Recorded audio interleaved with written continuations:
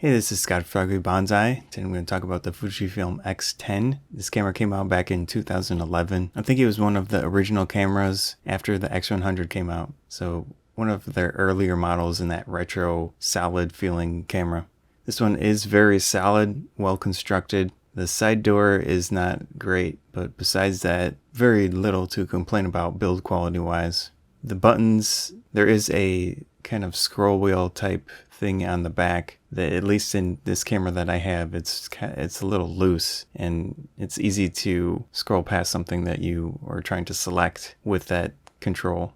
The LCD screen is 2.8 inches in size, which is pretty small considering cameras these days. They're definitely a little bigger than that, but this camera doesn't have too much room on the back, so that could be part of the reason they used the smaller LCD screen. Dials on the top, very nice solid click to them. I don't think you'll easily switch a dial on the top by accident, and of course they're a nice metal material.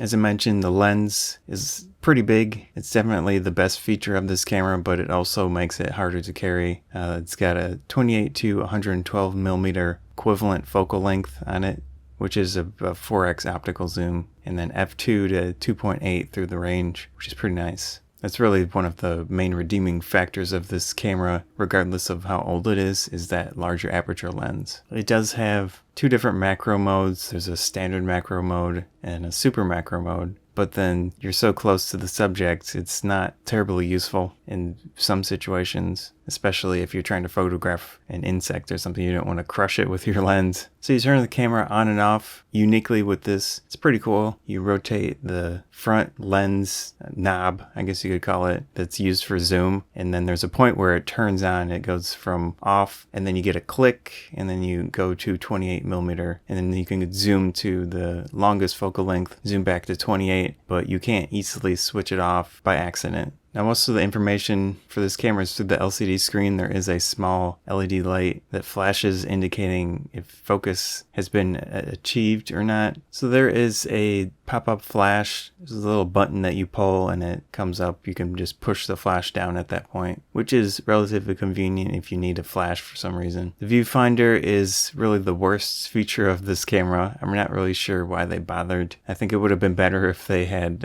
put a larger LCD screen in this case, because it does zoom when you change the zoom on the lens, but there's no information inside the viewfinder at all. Really, the only way you can know anything is there's a little LED light on the right of the viewfinder. It's not in the viewfinder, it's just over to the right. If you're looking through the viewfinder, you'll see it either flash or stay solid to indicate whether the camera has gained focus. So if you're looking for a viewfinder camera, this is not the one, even though it does have a viewfinder technically.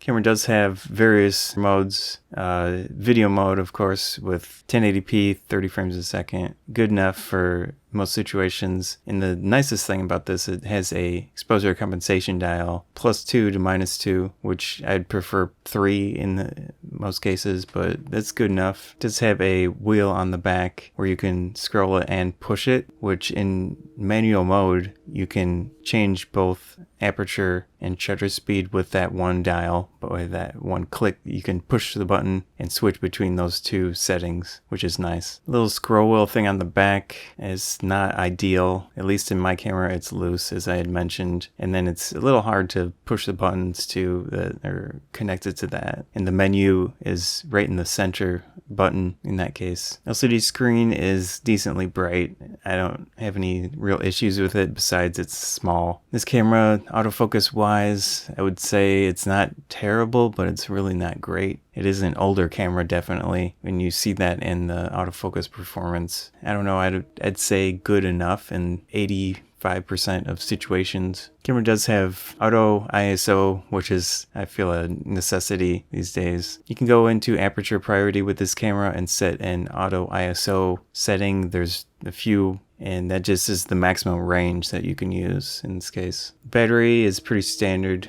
I think it's an MP50, and then right next to it, that's where you put your SD card. I'm not a fan of Fujifilm's battery door in this case. There's a little switch that's easy to knock off and open by accident. Same issue on my new X100F. I really wish they would use a better door design. On the front here we have the autofocus selector. And it's nice that they put AFS on the bottom and then manual focus on the top. That way the continuous autofocus is in the middle. You don't use that as much in most situations, especially this type of camera. So you can see the little viewfinder knob on the front. It's shoot through viewfinder or look through viewfinder where it does not use the lens or sensor. Camera does come with a battery charger, of course. Pretty small. This is not bad. It looks like it's a multi-use or multi-battery type charger. I'm not sure what the other type is, but it does handle the MP50, of course. So I'm trying to stick it in here, for example. And it takes a little effort, especially when I was not sure what was going on with that multi-charging capability. And you just have to find which one yours fits in, and it's good to go at that point. Camera doesn't come with any type of hood or filter, anything like that. When I had bought this camera, it came with a third-party hood that's decent quality, you can see here. And once you attach it to the lens, you can adapt a filter to that connector, and it works relatively well, but it adds a lot of bulk to the front of the camera. I wasn't thrilled with that hood, so I managed to find a filter for that camera. It was a Photo-C Pro MRC multi-coated HD filter of slim 40mm. So in this case, this 40mm worked, but I've seen some varying sizing on different filters. It was kind of challenging to find that filter, but it works very nicely, this specific one. So if you do have X10 or looking to get a used one somewhere, this specific filter I found on Amazon does work well. The menus aren't terrible. There isn't too much to control here. There's two areas of the main menu. You've got your settings, which is where you can format the card and do standard things like change the date, time inside the camera, and adjust sounds. And then you can also change all the other settings in that other area. Doesn't have a huge amount of features, but it does shoot RAW, of course, which is great. I use that a lot with it.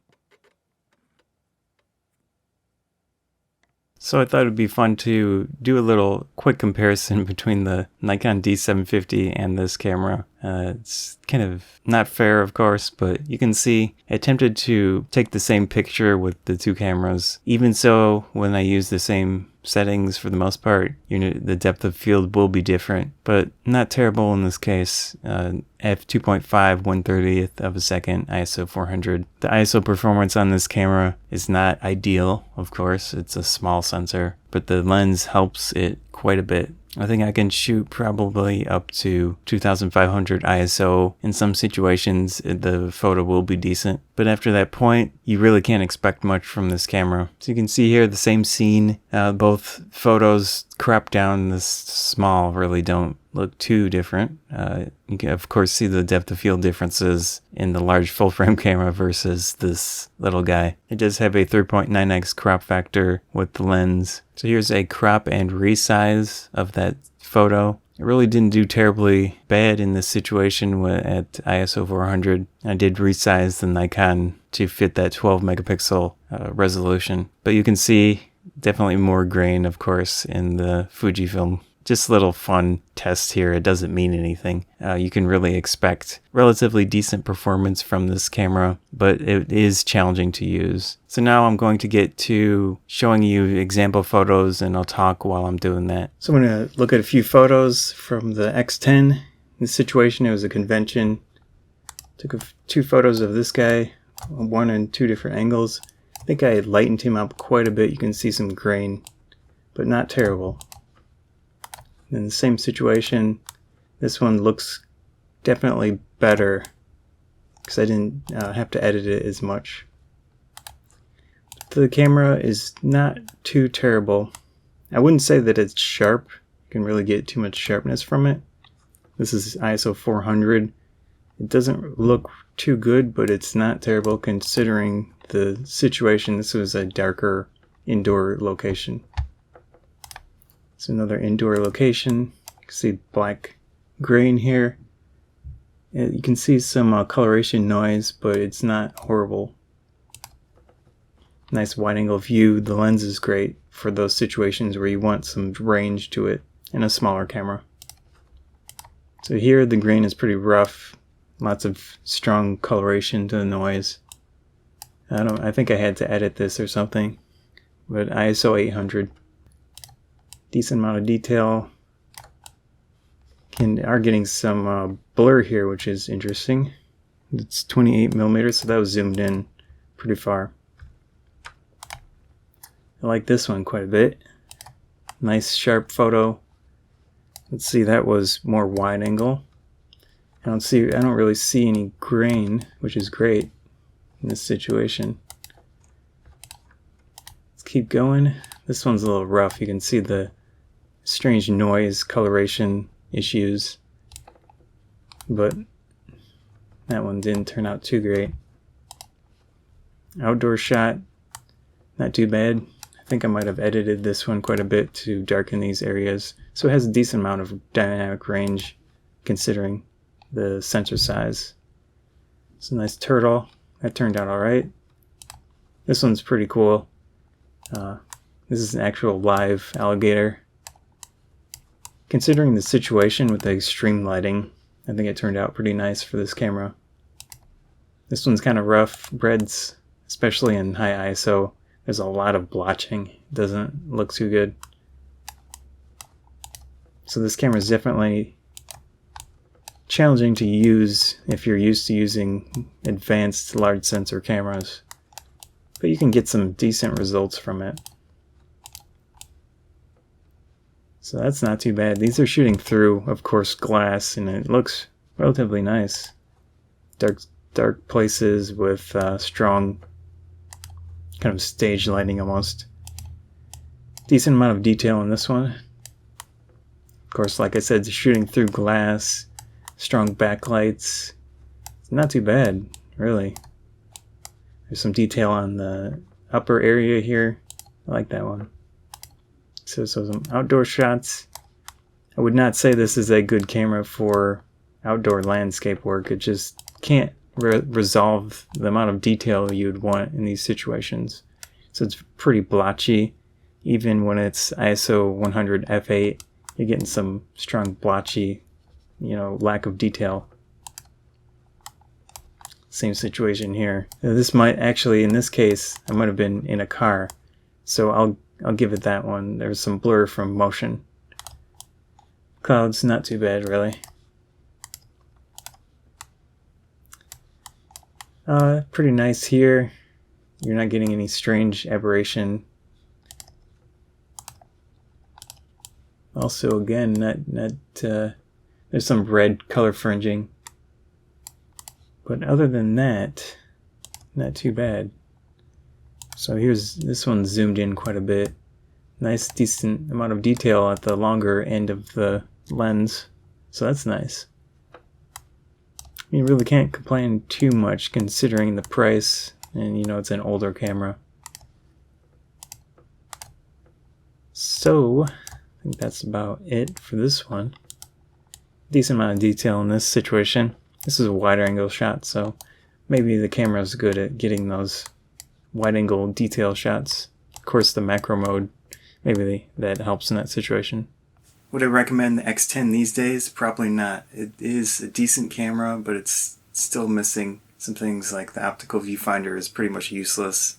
In the quality, you could definitely get better in a smaller camera, like one of those Sony RX100 series cameras. It would depend on how cheap you can get it. This one, I think, was a 175 or so used, which is not terrible, and definitely better option than some of the new cameras that you can buy, in the $300 range or something like that.